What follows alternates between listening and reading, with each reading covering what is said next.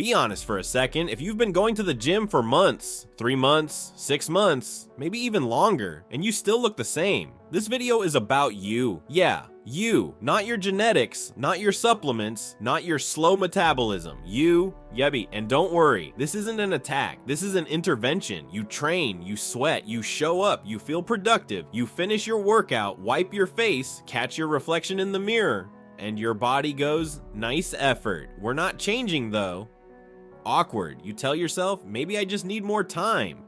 Maybe I need better supplements. Maybe I need that new program I saw on TikTok, and that's how people end up lifting for years with the same body they started with. Today, we're breaking down exactly why so many people still look the same after months in the gym, even though they swear they're doing everything right. Spoiler alert, they're not. Relax, we've all been there. The good news? This is fixable. Let's get into it. 1. You're training.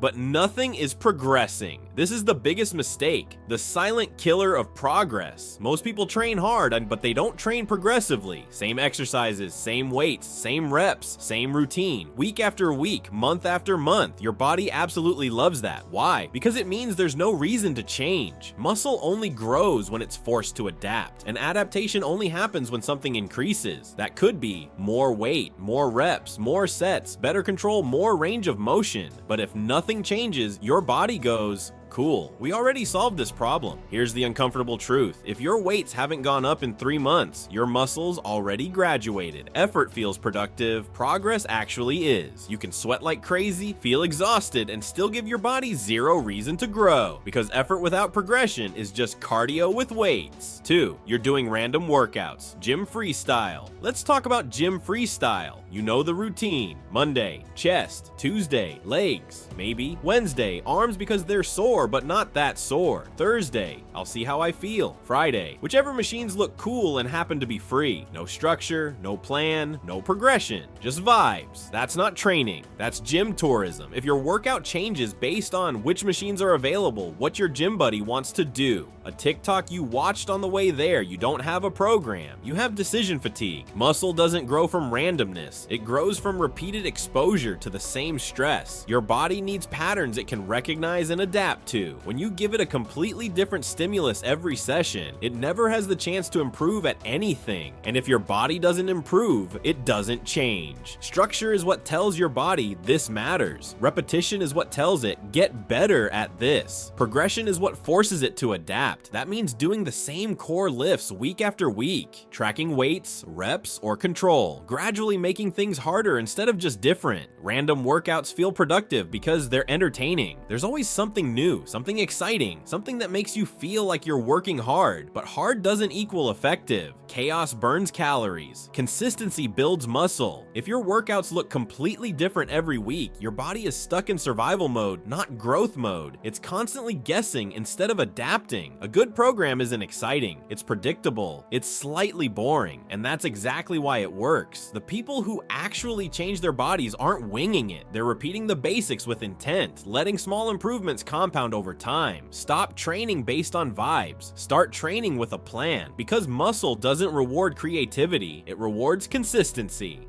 3. You're lifting for your ego, not your muscles. This one stings a little, because almost everyone has done it. Heavy weight on the bar, half reps, momentum doing most of the work.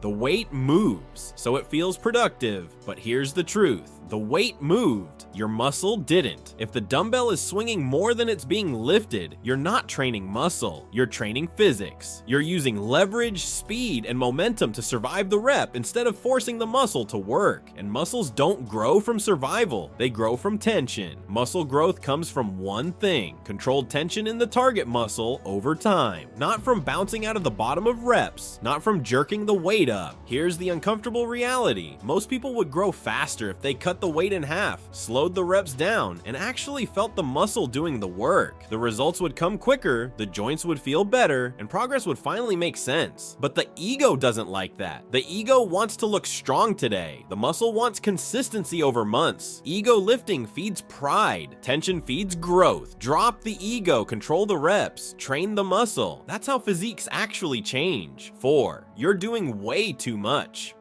A lot of people believe this myth. If I'm not completely destroyed after my workout, it didn't count. So every session turns into a punishment. 25 sets per muscle, drop sets on everything, burnout finishers for the finishers, and cardio, not for health, but for emotional damage control. You leave the gym exhausted, drenched, and proud. Then you look in the mirror weeks later and wonder why you look flat, tired, and somehow smaller than before. Here's the truth most people don't want to hear. Suffering is not a growth strategy. Past a certain point, extra sets don't add results. They just add fatigue, and fatigue hides progress. It drains performance, kills motivation, and makes every workout feel heavier than it should. Muscle grows from recoverable volume, the amount of hard work your body can actually adapt to. Everything beyond that is junk volume. It feels productive, but it doesn't move the needle. It just beats you down. If you're constantly sore, always exhausted, and dreading your next workout, your body isn't growing, it's surviving. Here's the part people forget. You don't grow in the gym. The gym is where you create the signal. Growth happens after, when your body has enough energy, rest, and recovery to adapt. Quality beats quantity every time. Train hard, but train smart. Give your body a reason to grow, not just a reason to recover. 5.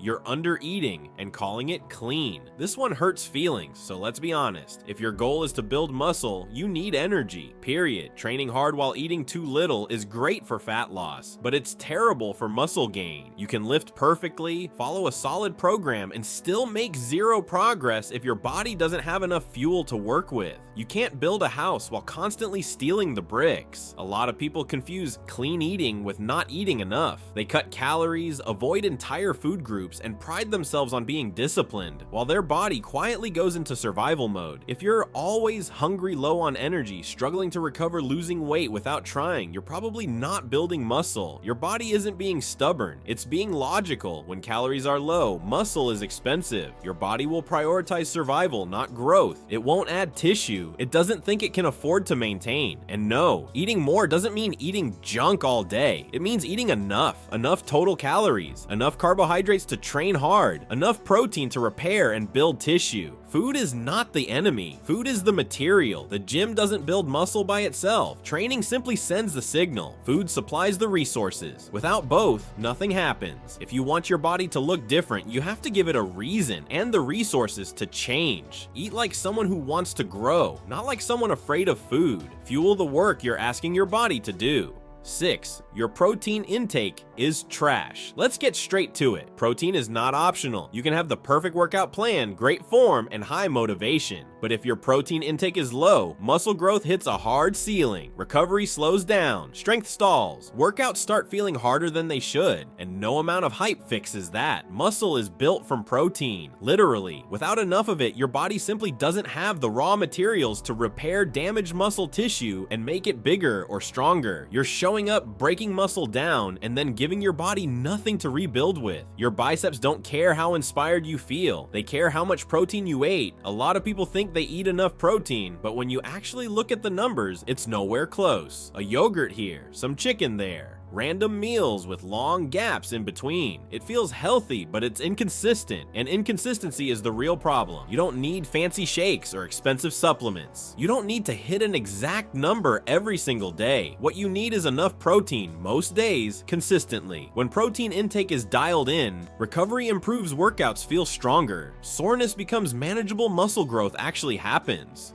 It's about reliability. Your body adapts to what you repeatedly give it, not what you do once in a while. Eating high protein sometimes doesn't work. Muscle responds to patterns. If you want visible change, protein has to become a non-negotiable part of your routine, just like training itself. Not exciting, not flashy, just effective. Train hard, eat enough protein, repeat long enough. That's how muscle actually gets built. 7. You train like an advanced lifter. This mistake is incredibly common. Beginners love advanced programs. Drop sets, supersets, intensity techniques, 6-day splits with complicated exercise names. It looks serious, it feels hardcore, and it works terribly. Advanced lifters use complex training because their bodies have already adapted to years of stimulus. Progress comes slower for them, so they need more tools to squeeze out small improvements. Beginners are in the exact opposite position. Their bodies are primed for growth. Almost anything works, as long as it's simple, progressive, and recoverable. But instead of taking advantage of that, many beginners skip straight straight to methods designed for people with a decade of training experience. The result: too much fatigue, too little recovery, very little actual muscle growth. Beginners don't need complexity, they need repetition. They need to practice the basics until they get stronger at them. Compound lifts, consistent form, gradual increases in weight or reps over time. More sets don't mean more gains. More days in the gym don't mean faster results. In fact, for beginners, less is often more.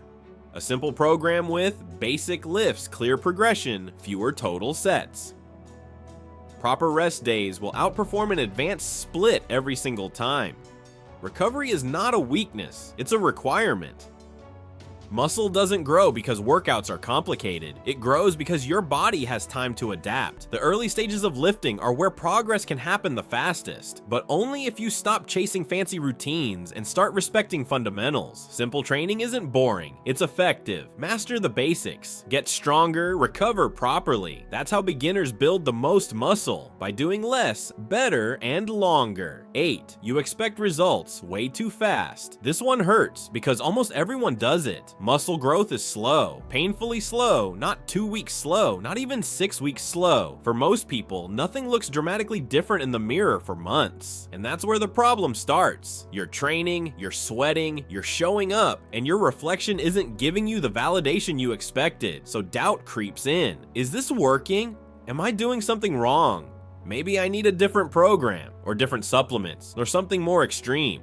Here's the truth no one likes hearing. Muscle growth doesn't care about your impatience. Your body adapts on its own timeline. It needs repeated signals, recovery, and consistency over long stretches of time. You don't build visible muscle session by session. You build it week by week, month by month. That's why muscle growth is best compared to investing. If you expect crypto speed gains, overnight success, instant transformations, you're going to panic. You'll change strategies too fast, jump from plan to plan, and quit right before the payoff arrives. The people who actually transform their bodies aren't doing anything magical. They're just boringly consistent for longer than everyone else. They run the same program long enough for it to work. They stick to the basics even when it feels uneventful. They don't judge progress by daily mirror checks or weekly scale swings. And that patience pays off, because after a few months, things start to click. Strength goes up, clothes fit differently. The mirror finally catches up to the work you've been putting in. But most people never reach that point. They quit when progress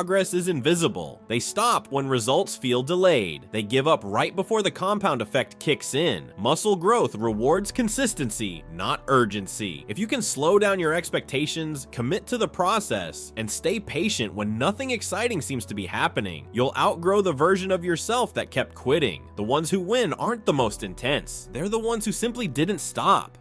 The real reason: most people don't fail in the gym because they're lazy. They fail because they never stay in one place long enough for anything to work. They train for a few weeks, then change programs. They eat well for a short stretch, then fall off. They see slow progress and immediately assume something is wrong, so they look for shortcuts, a new split, a new supplement, a new secret strategy that promises faster results. But muscle doesn't grow from novelty, it grows from repetition. The real problem isn't effort, it's inconsistency. People show up, but they don't stick around. They start motivated, but they don't stay patient. They get distracted by hype, trends, and influencers selling the illusion of instant progress. And the gym punishes that behavior. Muscle doesn't care how excited you were in week 1. It doesn't care how hard you trained once or twice. It only responds to what you do over and over again. Boring habits win. The same workouts repeated with small improvements. The same meals hitting protein targets most days. The same sleep routine that supports recovery. The same commitment even when results aren't obvious yet. That's why the people who make real progress don't look like they're doing anything special. Their training isn't extreme. Their diet isn't dramatic. Their routine isn't flashy. It's just consistent. Meanwhile, the people chasing hacks are always restarting, always adjusting, always about to lock in. Muscle doesn't reward hype. It doesn't respond to urgency. It doesn't care about motivation speeches. It rewards patience. It rewards discipline. It rewards doing the boring things long enough for them to compound. If you're willing to stop chasing excitement and start respecting consistency, your progress becomes predictable, not fast. Predictable. And that's how real results are built. Outrow. So if you still look the same after months in the gym, it's probably not genetics. It's probably not supplements. It's probably one or several several of these. Fix them and progress becomes boringly predictable. If you want more fitness content that's honest, modern, and actually useful, zero fluff, zero nonsense, hit that subscribe button. This is Fitness Facts and Zero Fluff. Train smarter. See you in the next one.